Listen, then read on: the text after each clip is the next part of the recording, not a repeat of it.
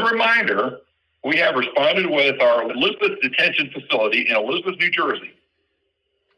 ICE has extended our existing contract there several times, now through the end of February, as it continues to evaluate proposals. We continue to believe that the Elizabeth Detention Facility responds well to ICE's needs in that market where bed space is scarce. With respect to state opportunities, during January, we announced that we have been awarded a new management contract with the state of Montana to expand the geographical range of core civic facilities that can serve the state of Montana to the east of the Mississippi. We expect to care for 240 inmates at our 2,672-bed Tallahatchie County Correctional Facility in Tutwiler, Mississippi, under this contract commencing during the first quarter of 2025. The base term of the new management contract with the state of Montana, which is for an unspecified number of inmates and therefore could grow beyond 240, runs through December of 2026, and contract extensions could run as long as 7 years. During January of 2025, we also received an additional 120 Montana inmates at our 1,896-bed Saguaro Correctional Facility in Eloy, Arizona, under existing contract with the state of Montana, and those beds bring us close to that facility's capacity. We enjoy a strong partnership with Montana, and we appreciate the trust they put in our company and our facility teams. Core Civic remains in active dialogue with several other existing state partners, as well as new state partners that could result in additional populations, including the possible use of one or more idle facilities. These opportunities could manifest as early as 2025. Now I'll pass it over to Patrick Swindle for an overview of our fourth quarter operations. Patrick? Thanks, Damon. I'll start with a high-level overview of our fourth quarter and full-year financial results.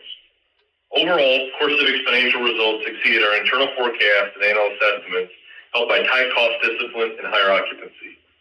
Occupancy for the quarter was 75.5%, marking our highest occupancy level since the first quarter of 2020, right at the start of the COVID-19 pandemic. In the fourth quarter, we generated revenue of $479.3 million, a 2% reduction compared with the prior year quarter. Excluding the South Texas Family Residential Center, which closed during the third quarter, and the California City Correctional Center, where the lease ended in March, underlying revenue growth increased 8% against the prior year quarter. For the full year, Core Civic generated $2 billion in revenue. During the fourth quarter of 2024, adjusted EBITDA, which excludes expenses associated with debt refinancing, gains on the sale of real estate, and asset impairments, was $74.2 million, down from $90 million in the fourth quarter of 2023. For the full year, adjusted EBITDA increased to $330.8 million from $311 million. The decrease in adjusted EBITDA in the fourth quarter was primarily attributable to the contract termination at the South Texas Family Residential Center and the expiration of the lease with the state of California at the California City facility, partially offset by an increase in occupancy throughout the remainder of our portfolio, combined with a general reduction in temporary labor incentives and related costs.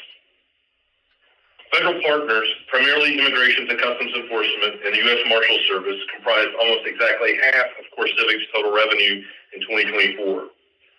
During the fourth quarter of 2024, revenue from our federal partners declined 12% compared with the fourth quarter of last year. Revenue from ICE, our largest partner, declined 22% when comparing the fourth quarter of 2024 versus the prior year quarter. However, excluding the South Texas Family Residential Center, our revenue with ICE increased 5% versus the fourth quarter of 2024, a rate indicative of ICE continued detention capacity needs even during the political transition period. Our fourth quarter revenue with the U.S. Marshals Service grew by 1%.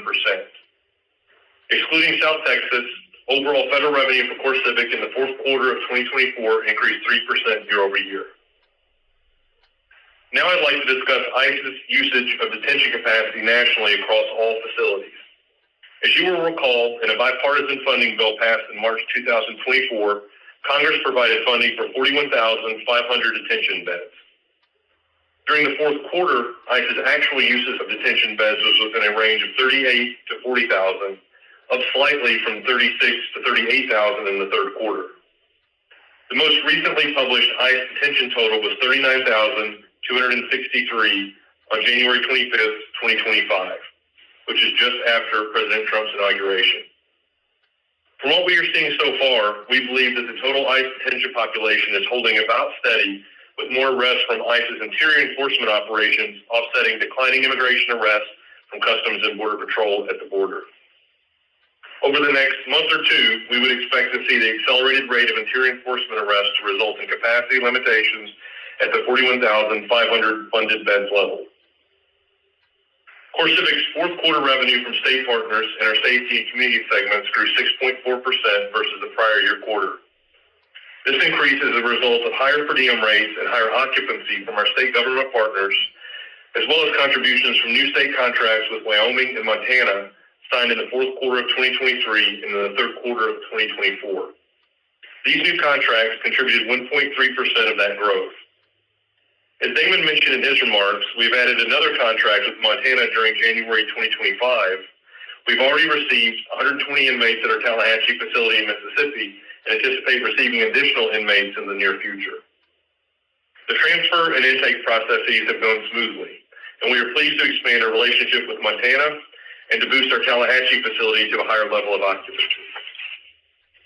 Within our safety portfolio, some of the greatest operational improvements have come in facilities serving state partners.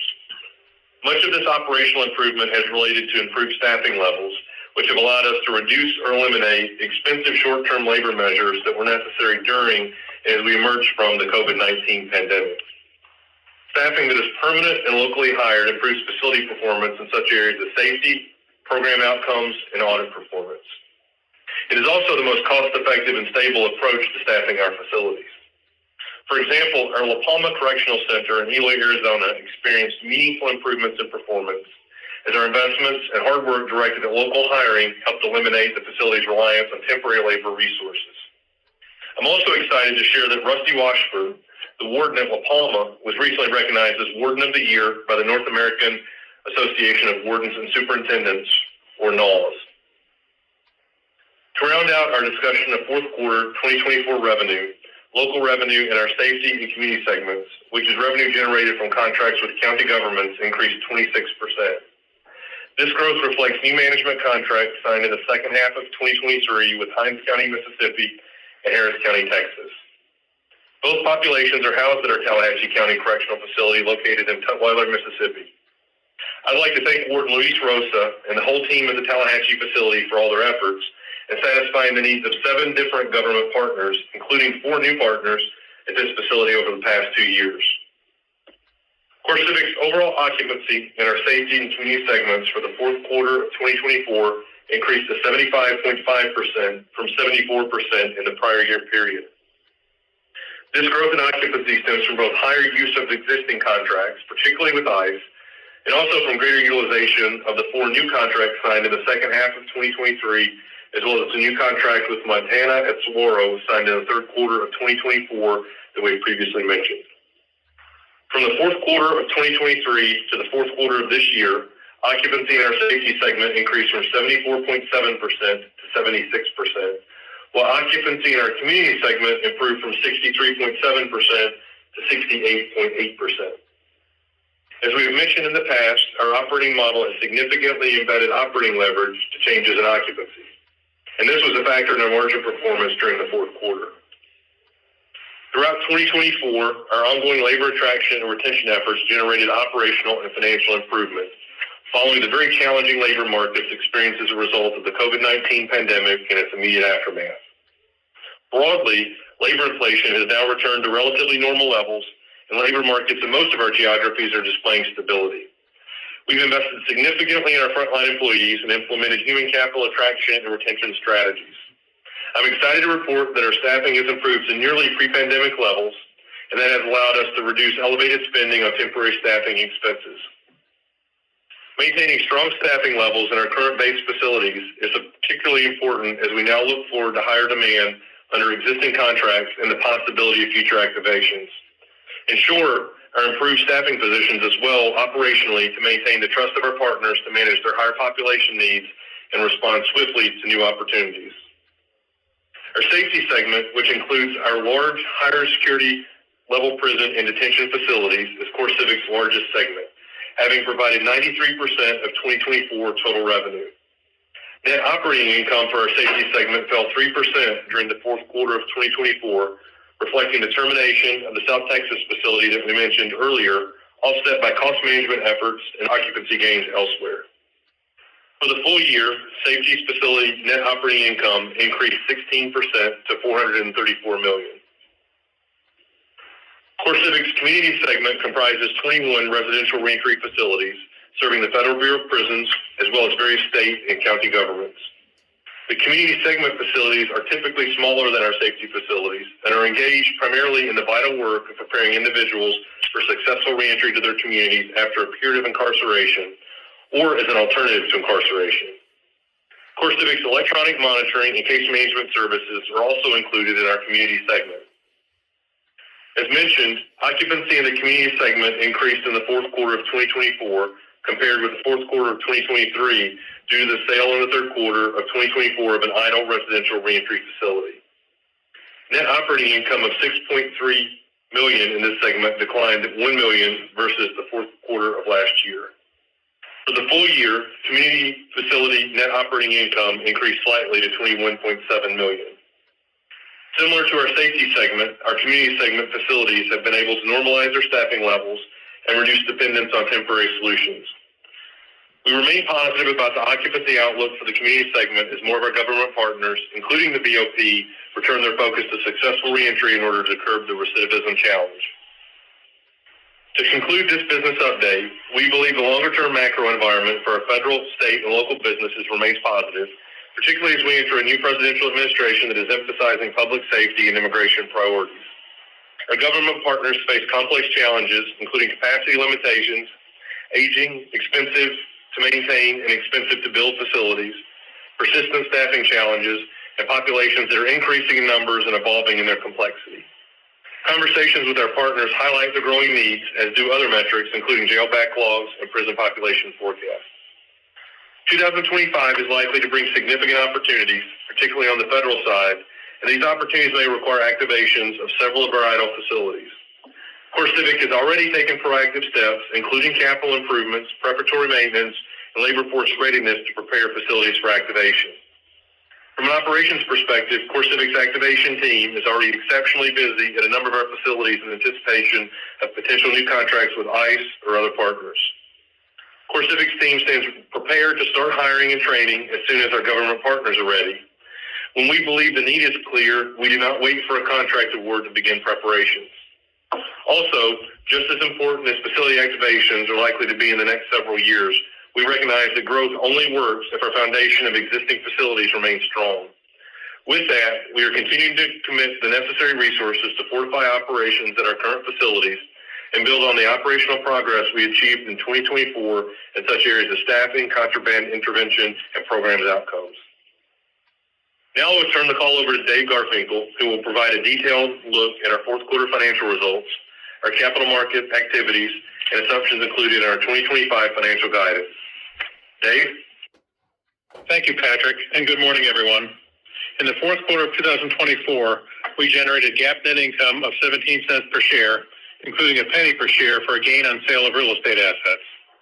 Excluding this special item, adjusted EPS during the fourth quarter was 16 cents, exceeding average analyst estimates by 6 cents per share.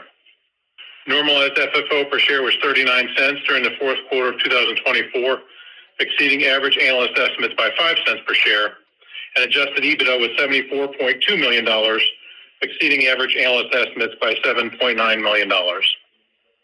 A decrease in adjusted EBITDA from the prior year quarter of $15.8 million and decreases in adjusted EPS of 7 cents and normalized FFO per share of 6 cents resulted from the termination of our contract with ICE at the South Texas Family Residential Center effective August 9, 2024, and a lease expiration with the state of California effective March 31, 2024 at our California City Correctional Center. These terminations accounted for a decrease in facility net operating income of $22.8 million or 15 cents per share from the prior year quarter.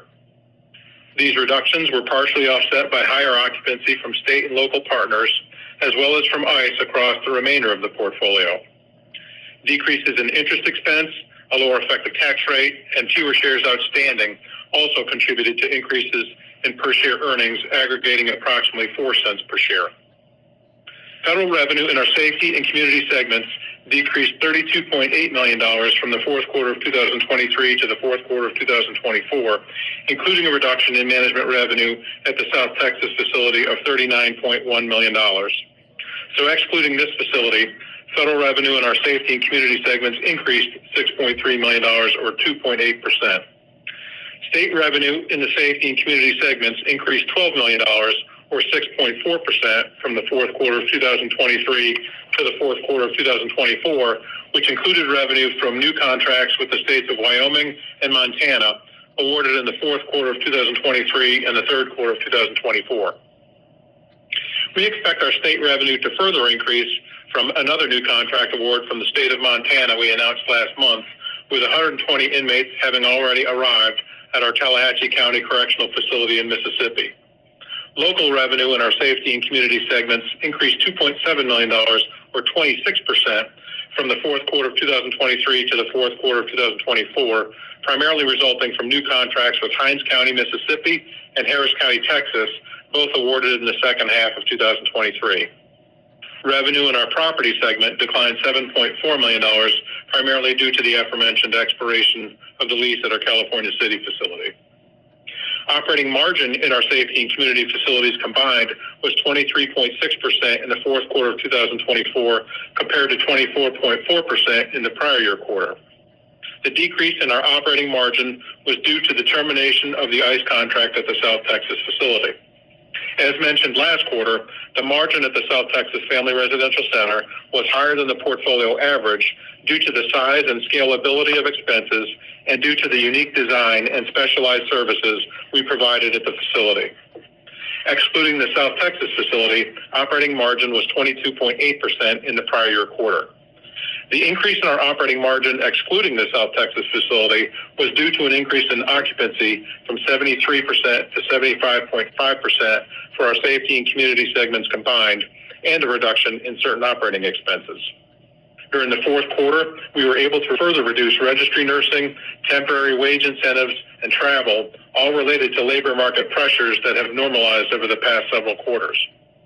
These three expense categories declined by $8.3 million from the fourth quarter of 2023, and during the fourth quarter of 2024 were at levels comparable to pre-pandemic levels. Turning next to the balance sheet, during 2024, we repaid $95 million of debt net of the change in cash, including $7.2 million repaid in the fourth quarter.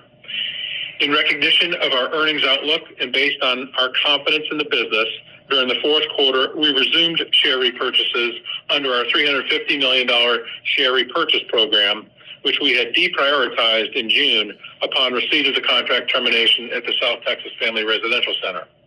During 2024, we repurchased $68.5 million of our common stock, including $9 million in December. Since our share repurchase program was announced in May 2022, through December 31st, we have repurchased 14.5 million shares of our stock at a total cost of $181.1 million, or an average price of $12.47 per share.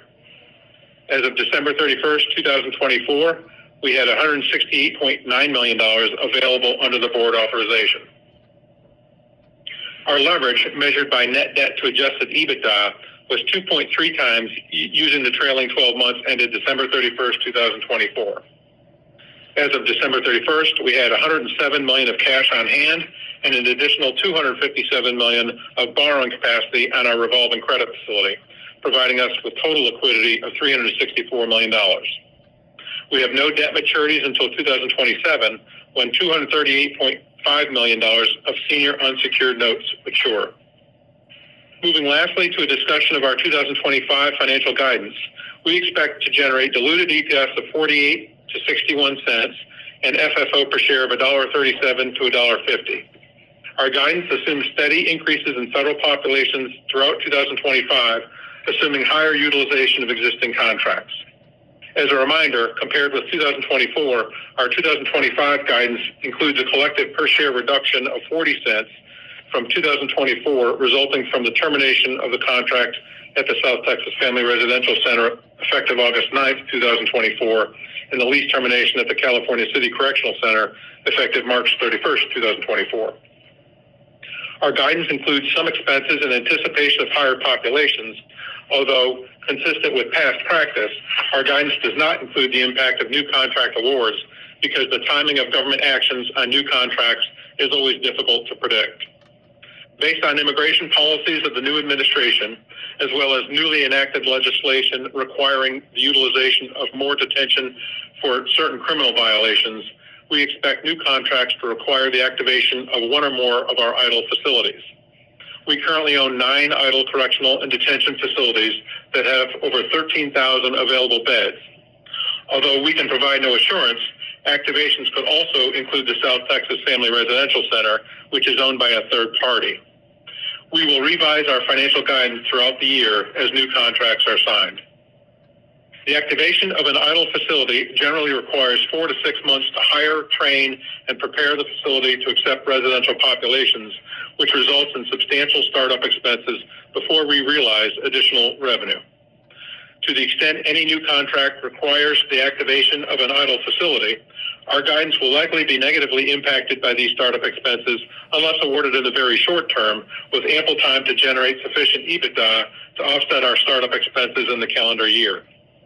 Therefore, any idle facility activations this year would likely more favorably be impactful in 2026.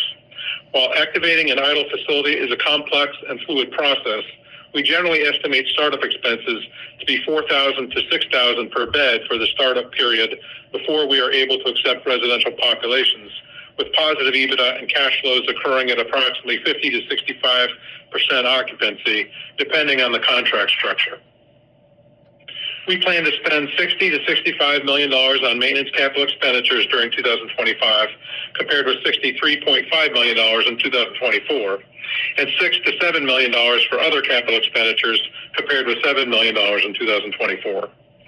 Even though our guidance does not include any new contract awards, our 2025 forecast also includes $40 to $45 million of capital expenditures associated with potential idle facility activations in order to prepare these facilities to quickly accept residential populations if opportunities arise, as well as to provide transportation services.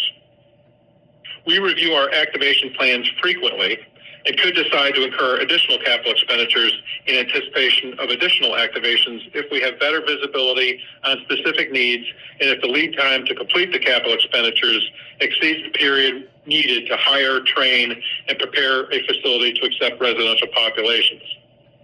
We estimate capital expenditures to reactivate an idle facility of $2,500 to $5,000 per bed, depending on how long a facility has been idle. Although we have seen an increase in M&A opportunities in our core business, our guidance does not include any M&A activity. However, we could deploy additional capital for a tuck-in acquisition where we believe cash flows are sustainable over the long term and where returns justify the capital deployed. Our 2025 guidance contemplates staying within our targeted leverage of 2.25 times to 2.75 times. However, as mentioned, our guidance does not include the reactivation of any idle facilities, which could result in an increase in our leverage during the startup period. Our guidance also does not contemplate any share repurchases beyond those completed to date or M&A activity. Accordingly, we could temporarily exceed our leverage target in the short term, maintaining focus on our leverage ratios, balancing the use of our free cash flow between reducing our debt and modifying the pace of our share repurchases, taking into consideration our earnings trajectory, stock price, liquidity, and alternative opportunities to deploy capital, and would expect to naturally achieve and sustain our targeted leverage over the medium and long term. We are entering a unique period that could result in significant growth in earnings and cash flows. Our balance sheet and cash flows remain strong, with low leverage and no near-term debt maturities and readily available bed capacity, positioning us well to take advantage of opportunities in the marketplace. We expect adjusted funds from operations, or AFFO, which we consider a proxy for our cash flow available for capital allocation decisions, to range from $148.5 million to $165.5 million for 2025.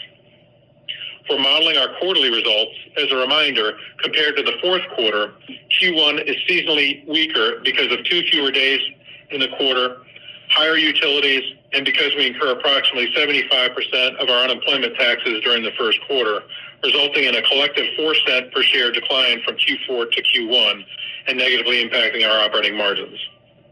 We expect our normalized annual effective tax rate to be 25% to 30%, with a lower rate in Q1 compared with the other quarters. The full-year EBITDA guidance in our press release provides you with our estimate of total depreciation and interest expense. We are forecasting G&A expenses in 2025 to be between $145 and $150 million. I will now turn the call back to the operator to open up the lines for questions. Certainly. And our first question for today comes from the line of Joe Gomes from Noble Capital. Your question, please. Good morning. Thanks for taking my questions. Nice end to the year.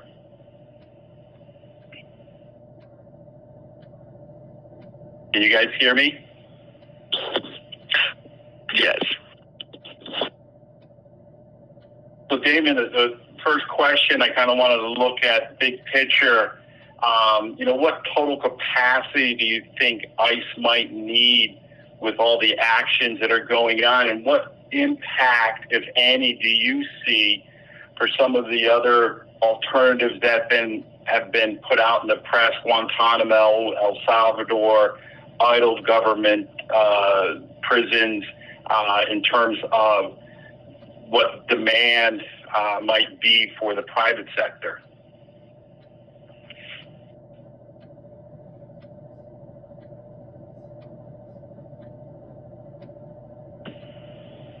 Hello? And I believe our speaker line is currently muted. You'll need to unmute at this time.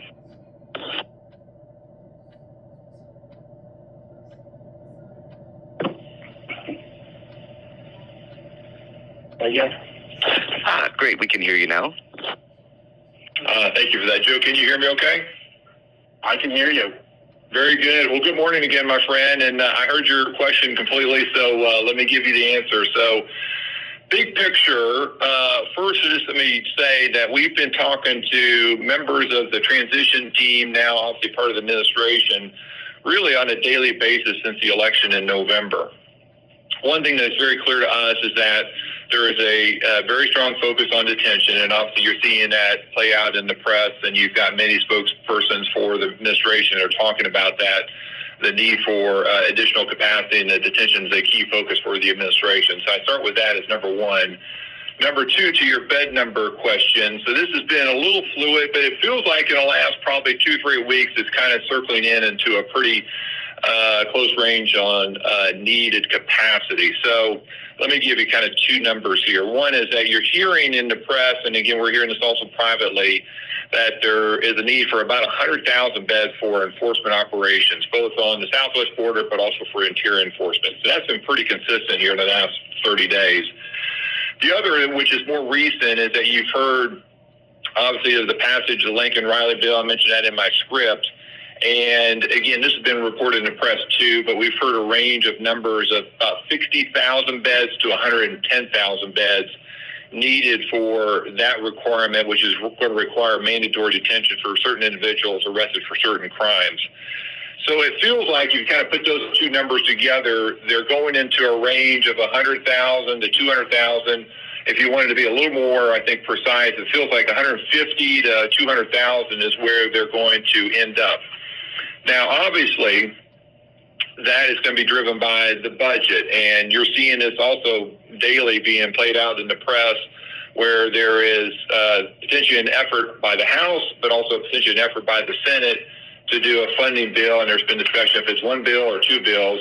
And so I won't get into details on that. Like I said, there's a lot of press and media reports on that on a daily basis. But I will say that the Senate, has released some detail on what a reconciliation would look like with a two-bill approach.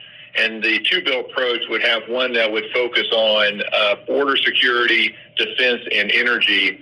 And if you look in the detail that's been released here in the last few days, for border security, again, this is a reconciliation, the two-bill approach. If you see the dollars that they're proposing for that piece for immigration and border security, it's $175 billion. And just to put that in perspective, I know you know this already, Joe, but for the benefit of the rest of the callers, ICE current funding budget for the current fiscal year is $9.6 billion, and that's for 41,000 beds. So $9.6 billion is the current run rate for ICE for 41,000 beds. Reconciliation proposed by the Senate version is $175 billion. So go back to the numbers. If the number is for 150 to 200,000 beds, if that's ultimately the funding, that feels pretty realistic. The second part of your question is about the value proposition. So let me touch on that a little bit. So to your point, there's been some reports about Guantanamo Bay potentially utilizing capacity or new capacity there, El Salvador, and then there's also some reports about state or local governments providing land and doing some soft-sided structures. As I mentioned in my script, if you look at kind of 5 to 6 what I call factors showing our value proposition, we think we're superior on all 6 of these versus these other alternatives, first of which is cost. And so it's been well documented on the cost to operate Gitmo over the last 10, 20 years. That's obviously with a smaller number versus what they're talking about, which is 30,000 beds. But we estimate that we're 5 to 10 times less than what it would cost to operate the facility down at Gitmo. Also, if you look at the soft-sided structures, we're estimating that we're probably 2 to 3 times less than those structures too. So that'd be number one. We think we've got a real advantage on the cost side, especially in this environment. We've got DOGE out there looking at the best value for government. The second part of our value proposition is the having the most humane facilities, and that's because we meet all the national and key requirements around this. We have always incorporated that into our training, into our facilities relative to how we operate, and other requirements. So that'd be number 2, more humane than other alternatives. Third, and this is kind of Captain Obvious, is we're logistically more efficient. So our facilities are obviously here in the U.S. They're in close to key ports of entry. They're close to airports versus obviously as the population's out of the country, that makes it a little more challenging logistically. Fourth is that we have, and we're very proud of this, we wear it as a badge of honor, but we're the most audited and inspected facilities in the country, and with that have the highest scores relative to audits on a consistent basis. And so our team works really hard. We don't take that for granted. We work hard every day to make sure that versus all other alternatives, we have the highest review rates and also the highest audit scores versus other alternatives. The fifth thing is that we're available today. So we got capacity available today where they could utilize it within our system very, very quickly. And then finally, we've been doing this for 42 years. So we know ICE really, really well. They know us obviously very well. And so with that, we think of all the alternatives the least likely to get litigation risk versus other alternatives. Because again, we've got a 42-year history showing that we've been able to perform at a very high level. So that's put the bow on the value proposition. The last thing I'll just say, Joe, a little bit more to your discussion we've had with you and others in the last few days about what our capabilities are. So we have got obviously vacant capacity today. We've actually given ICE a proposal to do 28,000 beds, and that's capacity we've got in existing facilities that are partially operated, maybe existing contracts with ICE. That's also in vacant facilities that are currently not activated that could be activated very quickly. And then third, part of that total comes from facilities that we could lease, i.e. Target, where we've got South Texas and Dilley. And then even behind that 28,000 beds that we proposed to ICE, we're also looking at our expansion capabilities within our system, and then also vacant facilities that are currently potentially on the market for either purchase or for lease. So Dave's going to touch a little bit on, I think, potentially the margin opportunity with this, but I'll just say with 28,000 beds that we put in front of ICE, I mean, if you just put a number to it relative to revenues, that could be $1.5 billion relative to potential revenues for the company. And again, I think a little later, Dave will talk about potentially the margin opportunity. But the final thing I'll just say, Joe, is, as I said in our script and also got in a press release, we're spending $40 to $45 million in CapEx. So we're feeling very encouraged by the conversations with ICE to date. They've given us good sense of kind of the first 5 or 6 facilities that would be the highest priority for them to utilize within our system. So no surprise there. We think about that 40 to 45 million. We're obviously spending that towards the first 5 or 6 that we think are going to be the highest priority initially for ICE for capacity utilization. And again, we've been spending that money in the last, probably 4 to 6 weeks getting ourselves prepared, along with what Patrick talked about, getting ourselves ready for, staffing and other kind of logistical steps we need to take to get ourselves prepared. But Dave, maybe just touch on a minute, if you wouldn't mind, a little bit about kind of the realm of the possible relative to the margin profile and this capacity being utilized. Sure. Thanks, Damon. And thanks, Joe, for your question. Yeah, we were estimating if we activated all of our idle capacity, so that's the 9 facilities that we have, over 13,000 beds, plus the South Texas Family Residential Center, which we don't own, but still in close contact with both Target Logistics and Target Hospitality and ICE on that facility. We estimate we could generate incremental EBITDA of $200 to $275 million roughly of EBITDA at margins consistently with where we've historically generated margins from our federal government partners. So, Joe, that was a long answer, but the punchline is that we've gotten proposal in front of ICE for 28,000 beds. Obviously, Dave just went through the numbers relative to capacity we've got available today, but we've got an opportunity to really double the amount of EBITDA this company produces on an annual basis. So that's what we're focused in on and looking at as an opportunity. Great, thanks for that very detailed. Just on South Texas for a second. There's indications out there from ICE, from Trump, that they want to reopen a family center facility. Obviously, as you see us mention, you remain in discussions with Target on that. But are there any other alternatives out there to South Texas that could be a family center? And, is that something that would have to go through an RFP, or do you think you'd get something, and I'm using air quotes here, some like emergency dispensation to open that facility without going through an RFP? And how quickly could that facility be reopened since it wasn't closed that long ago?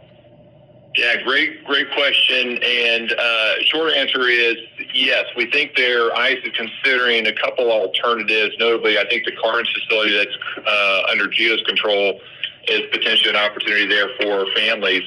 But to your question, yeah, we're talking to Target daily, maybe even hourly. And let me just say they're a great partner of ours. And we're looking at not just Dilley, but if the need is greater than the size of Dilley, Joe, we're talking to Target on expansion, either there locally or maybe other parts of the Southwest. So we think we've got expansion capability with them above and beyond the 2,400 beds at Dilley if ICE is saying they need they have a bigger requirement. But yeah, we're leaning forward on staffing, making sure that we can activate very quickly. We've had additional conversations on this very topic with ICE here in the last 7 days. So we're leaning again forward on getting ourselves prepared. As it relates to the way they would contract it, I think they're evaluating that. Also, we've given them a couple different ideas. To your point, this just deactivated here in the last 6-7 months.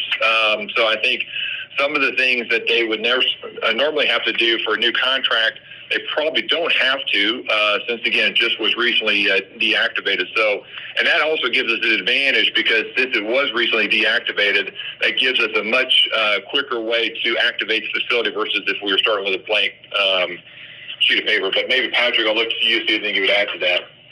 No, only thing I would add is that to your point, we've taken a number of steps to prepare for activation that might typically occur later in an activation cycle. So we're doing our best to minimize the cycle time that would require the time that we would need to accept our first group of detainees at the facility. So we're doing everything within our power to shorten that time horizon, to give ICE the support they need as quickly as possible to be able to support the mission and feel like we're in a great place to the extent that we get that phone call to be able to deliver for them very, very quickly. Okay.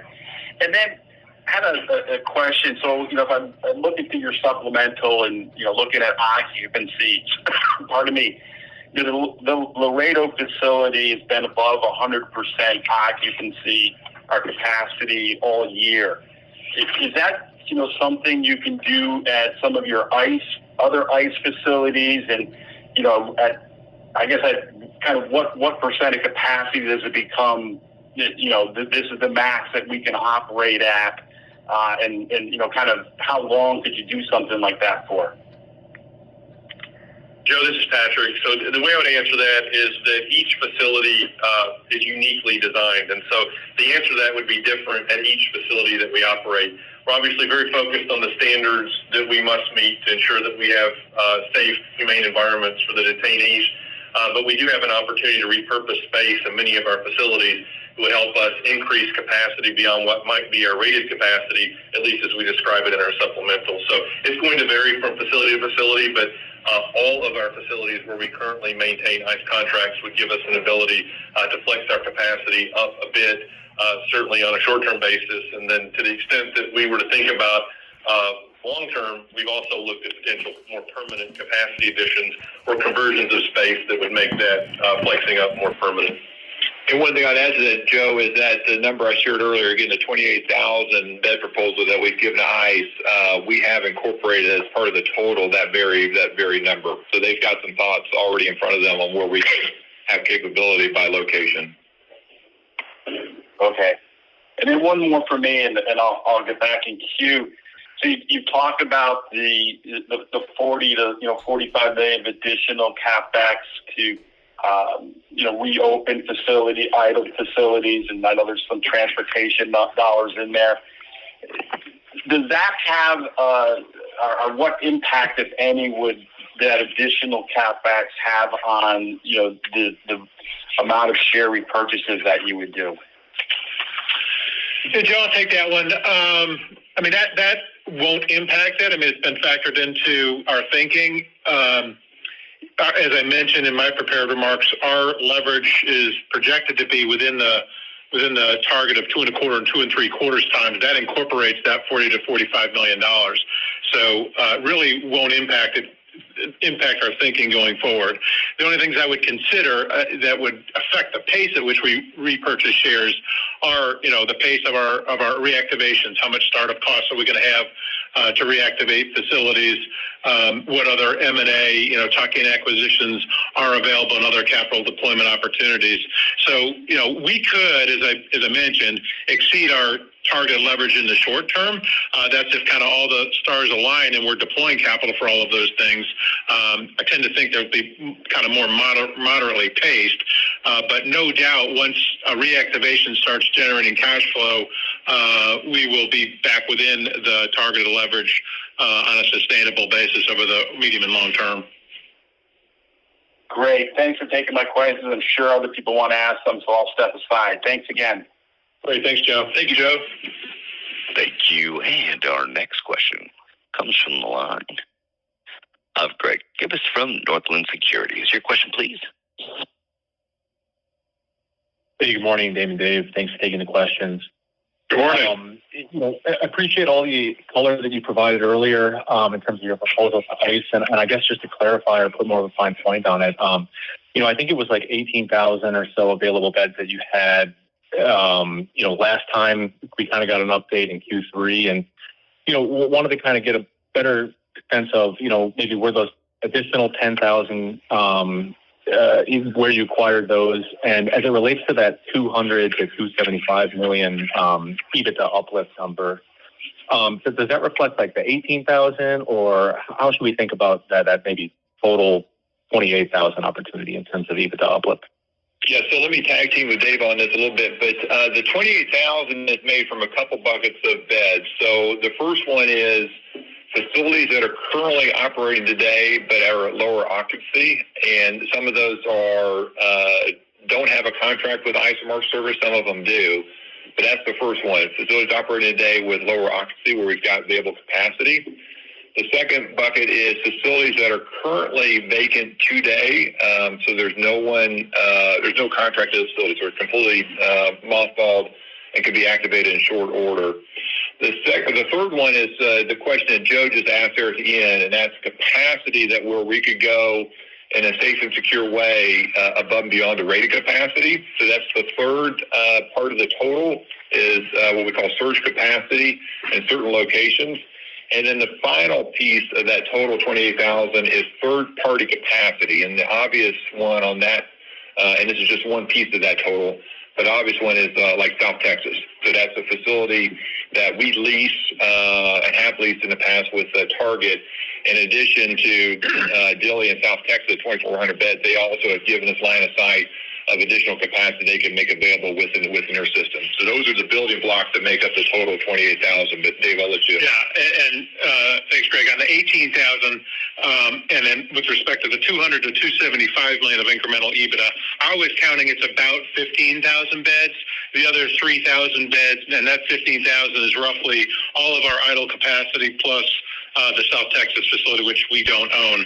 The other several thousand beds that you're quoting, the 18,000, is already embedded in our guidance. That would be the couple thousand beds that are already under contract with ICE. Great, makes complete sense, and nice to hear that there's, seemingly a lot of opportunity above that 15,000 or so that you speak to that opportunity. So very helpful there. I guess as it relates to more near term, does your guidance account for any strengths that you're seeing in Q1 so far? Wanted to get a sense of maybe how Q1 has trended relative to Q4. I know you provided some high-level ICE numbers, but if you could maybe speak to how it's trended relative to last quarter and maybe relative to your guidance. Yeah, our populations they're up slightly. If you go back to, say, inauguration date, they're up a few hundred. That's not a significant increase. And so our guidance for Q1 does not include a big increase in populations. Our guidance, I would say, includes kind of a steady increase throughout the year from Q1 to Q4. Fair enough. And as it relates to some of your guidance commentary, mentioning, the activating of an idle facility negatively impacting guidance just due to those startup expenses until the revenue catches up. Wanted to see if you could provide a little bit more color on, what degree it can impact financials. Or maybe the better question would be kind of, how long on average, or as an example, would it take to maybe cover those costs? Yeah, it takes about 4 to 6 months to activate a facility, depending on the facility. I think, we talk about South Texas, and we already mentioned that one could probably go a little faster, given that it was the contract just ended in August. So we've got a good number of those employees still within the company, and then I'm sure there's still some in the area that we could rehire.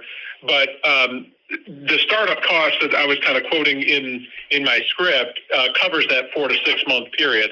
Then you've probably got another 6 to 12 months where you're fully activating a facility, because you can only take on so many intakes per week. And let me add a little bit to your earlier question and say that, budget is going to obviously drive higher utilization. So that's being Captain Obvious. But as I mentioned earlier, watching closely on kind of the actions both on the House and the Senate, and talk through the kind of the numbers there. And I think the timetable on that is kind of March, maybe early April. But you're looking at those numbers, obviously that could significantly increase utilization very, very quickly, depending on where they go first, where it's got available capacity. The second thing, as I mentioned in my script, we do think there is some effort underway to get maybe some funding over to ICE to increase utilization in advance of anything done by the Congress. And so again, being Captain Obvious, funding is going to be key here in the coming days and weeks to drive higher utilization pretty quickly. Anything you want to add to that? Nope, I think that covers it. Thank you. Great, very helpful, guys. Appreciate the color, and congrats on the quarter. Yes, thank you. Thank you. And our next question comes from the line of Emma from Zacks. Your question, please. Thank you. So, good morning. I think in your prepared remarks, you indicated that you might act in advance of actually securing a contract if you believe the need is clear, which, I'm sure is based on having, consistent and extensive conversations with potential customers. So can you walk us through what, if any, are potential low-cost initiatives that you might be able to do to shorten the startup time in activating a currently idled facility? Sure. This is Patrick. So to give some background, we have been taking steps since the late third quarter of last year to make sure that we were prepared to meet the government's demand need as quickly as possible. And so we put together an internal activation team. They built an internal project management plan for each of our facilities. We've gone and done a significant amount of the pre-activation work in those facilities to make them ready for receipt of populations. In the past, that might have been something we would have done on a pre-award basis. And so we're acting in advance of an award to make sure the facilities are prepared.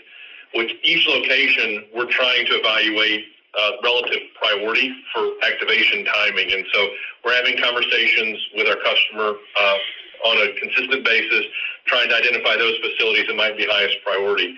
We can take steps forward, as in putting our facility leadership teams in place. We can have our advertising marketing plan ready, our training teams ready to go. And so the ability to hit the go button on those activities very rapidly positions us well to shorten the timeline at which it would take to receive the first detainee.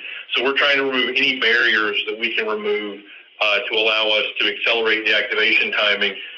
And we're trying to react in a prudent way, but also in an aggressive way in those locations where we believe we have the greatest opportunity to act quickly to make sure that, we can shorten that time horizon. And so as Dave talked about, if we would look at traditionally a 4 to 6 month time horizon, if we have high levels of certainty that we may be moving forward, we may be able to take 2 or 3 months out of that timeline prior to the receipt of the first detainee. But again, that's going to be situational, and there are so many locations. We don't think it's prudent to lean that far forward in every location, but we are going to do that where that makes sense and where we believe the priority is highest. Okay, got it.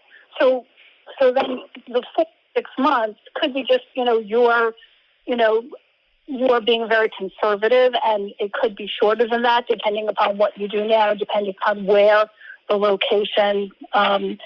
So would it be fair to think that the earlier activations would be at locations where you're already doing some prep work, and so that 4 to 6 months is probably a little too long for the first, maybe second location if things go the way we're expecting?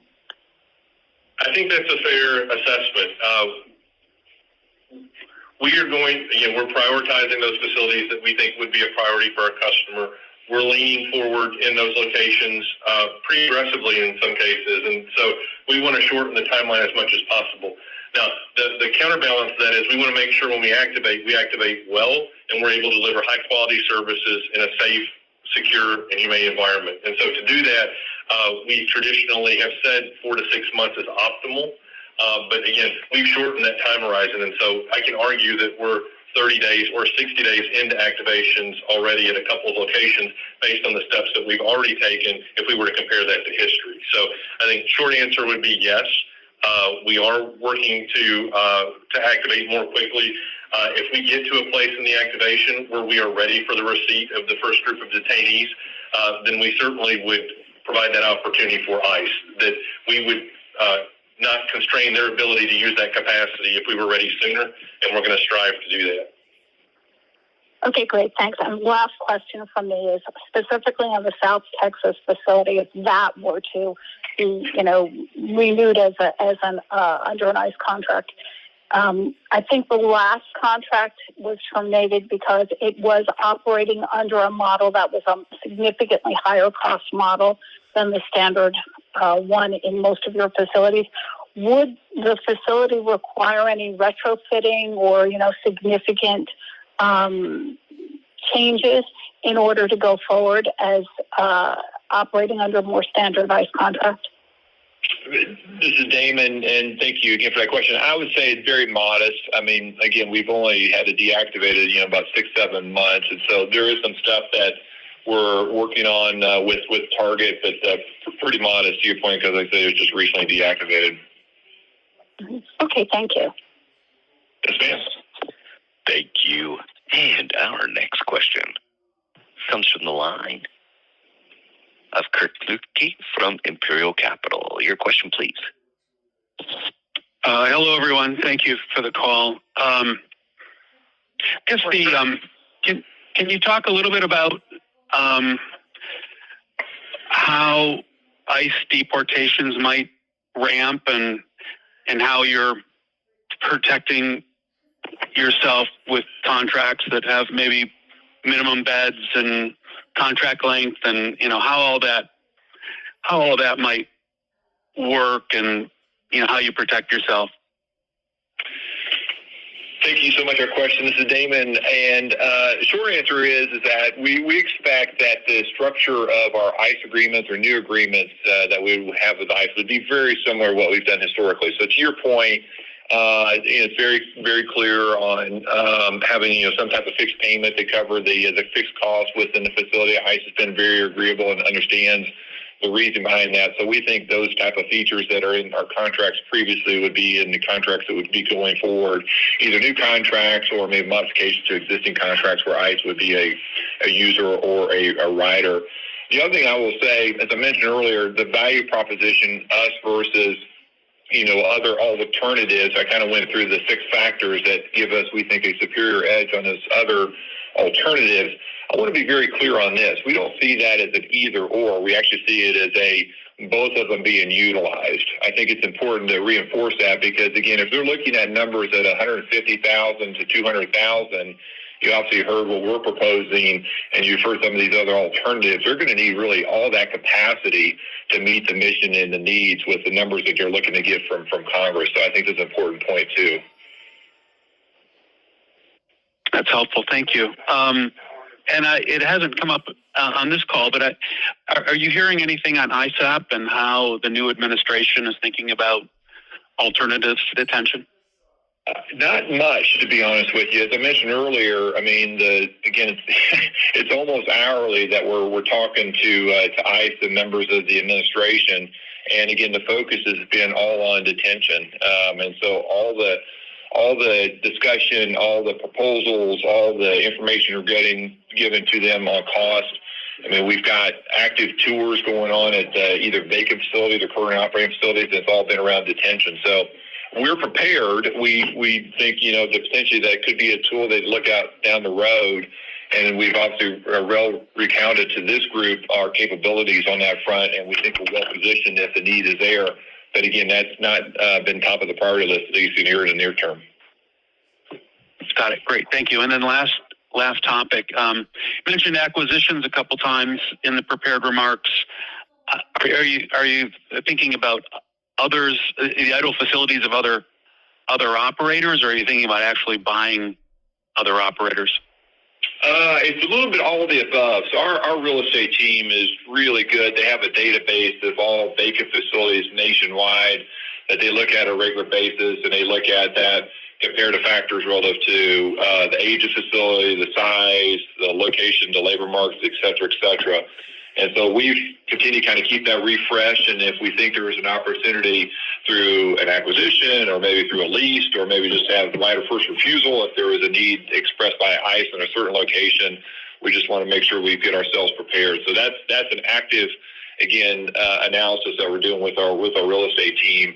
And the other thing is, not to your question, but it's, I think, important to note is that, majority of our facilities have a lot of space, that means space, property, and availability around the actual physical structure where we operate, where we could expand either inside the actual facility itself or maybe outside the fence. And so that's also part of the analysis. And so just trying to get ourselves prepared. Again, if the number is going to be 150 to 200,000 beds from ICE, we want to get ourselves prepared for not only the near term, but also the long term, and look at all these alternatives.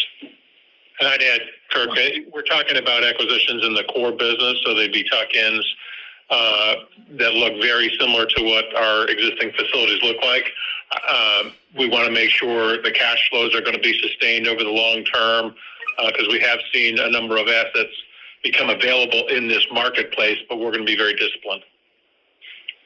Great. Thank you for the extra time. Thank you. Thank you, sir. Thank you. And our next question comes from the line of Jay McCandless from Wedbush. Your question, please. Hey, good morning, everyone. So the first question I had, and I think you answered part of this when you were talking about the Marshal Service, but if we think about now the rules have essentially been reset to where we were pre-COVID, that you can do business with marshals at BOP.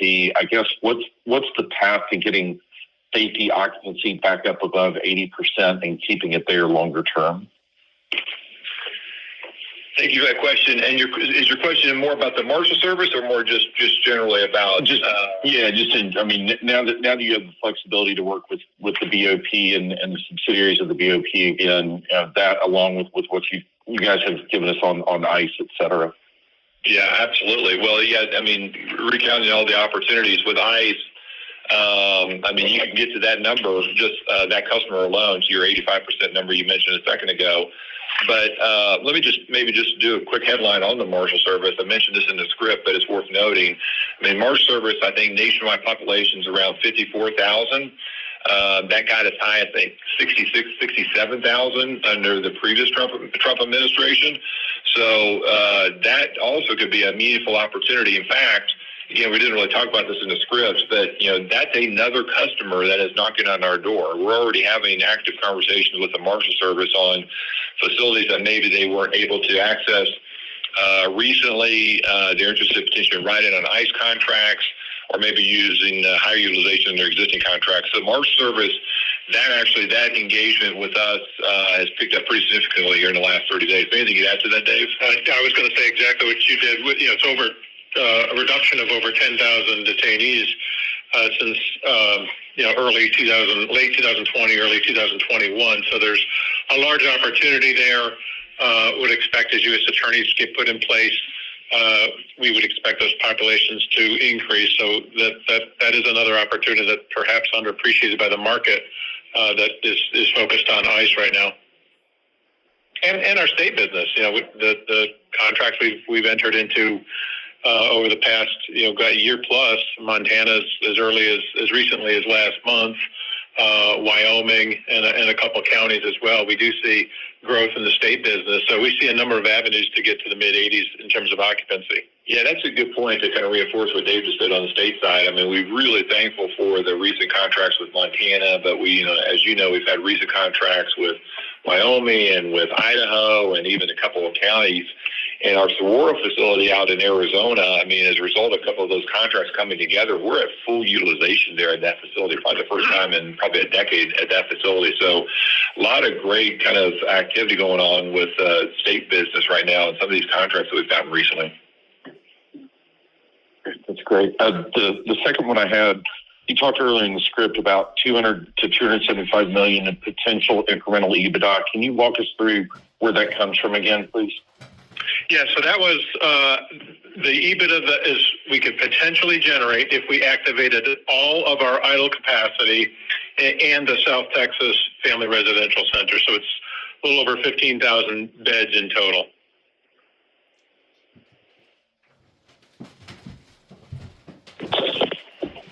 Great. And then the only other question I had, I think you've addressed this earlier, but when you think about a potentially rising inflationary environment, tariffs, et cetera, and the cost of certain things starting to go up again, I guess how comfortable are you with the discussion you're having with ICE of being able to cover costs, especially if costs start to move against you for the different things you have to provide into the facilities?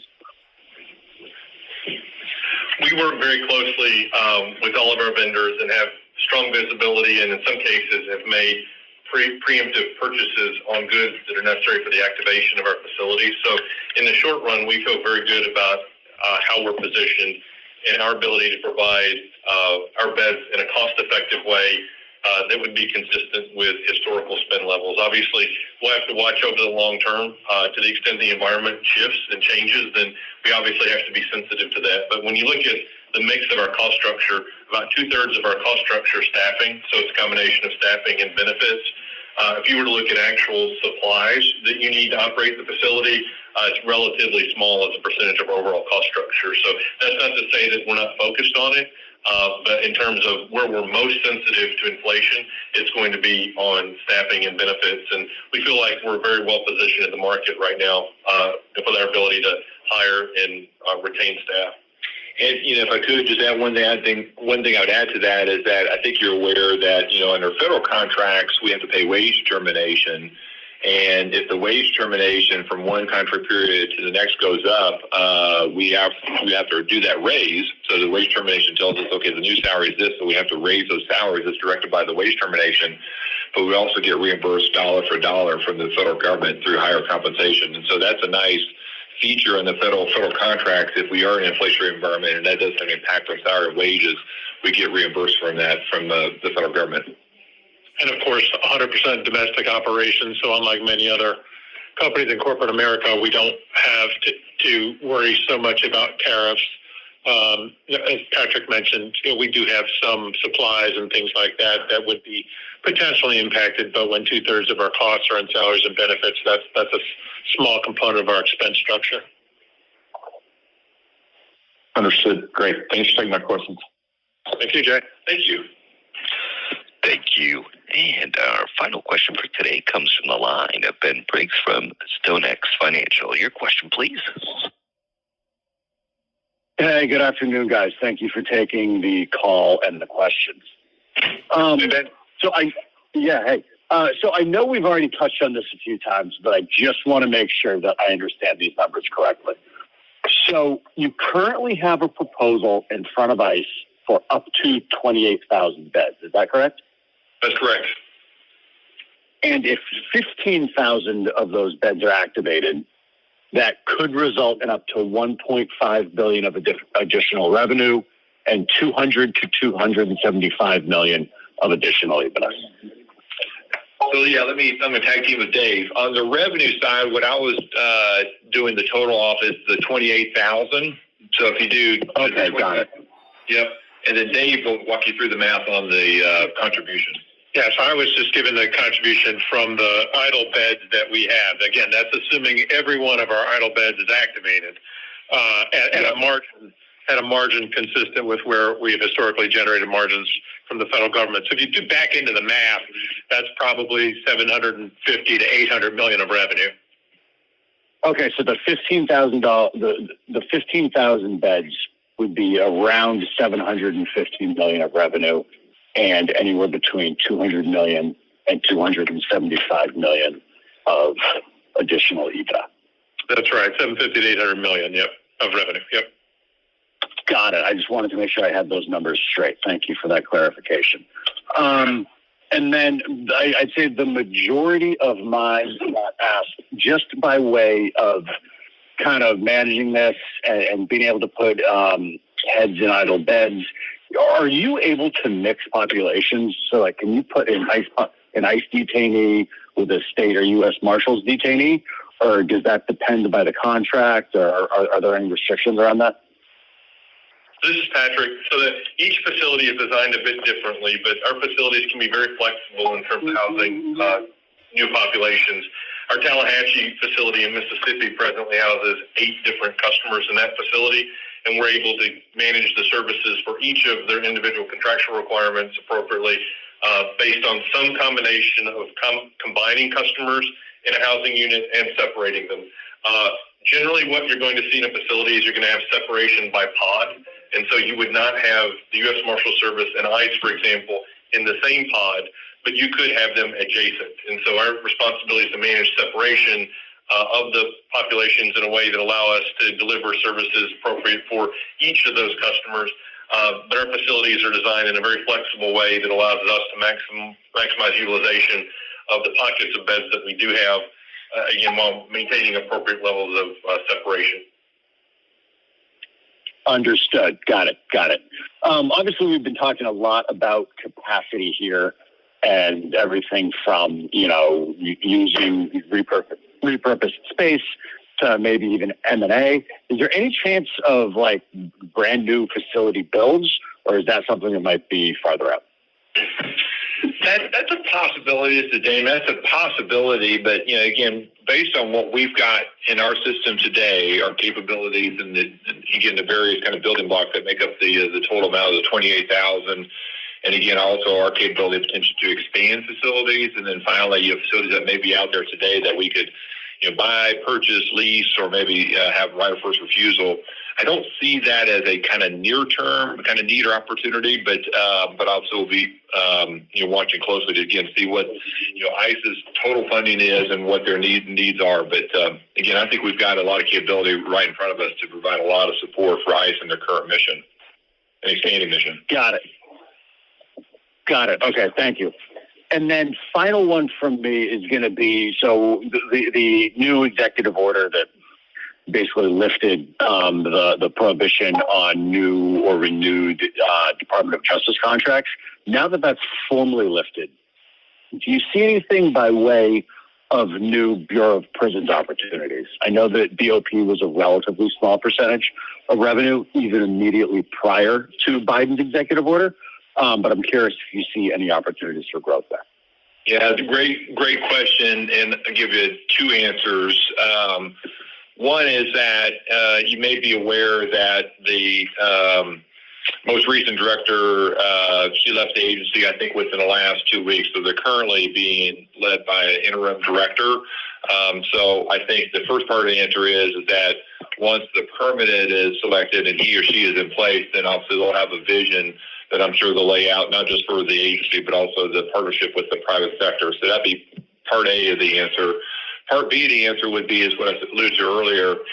We do get the sense there's a lot of frustration and consternation, especially with this new administration, about the lack of increase of community confinement and halfway house beds as a result of the First Step Act. And so what we're hearing pretty loudly is that they think there's an opportunity to lean on the private sector to really substantially expand that part of the business. Now, that wasn't impacted by the executive order, but we do think kind of near term, the Bureau is going to look for a private sector to significantly increase that capacity again for both home confinement, community confinement, but also halfway house beds.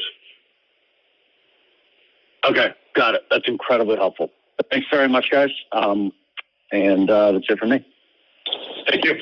Thank you. And this does conclude the question and answer session of today's program. I'd like to hand the program back to Damon Honegger for any further remarks.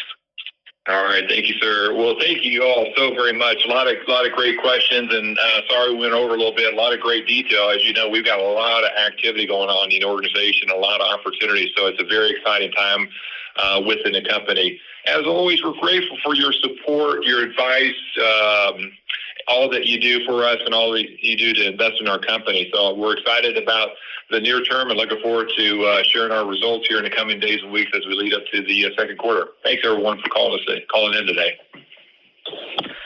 Thank you, ladies and gentlemen, for your participation in today's conference. This does conclude the program. You may now disconnect. Good day.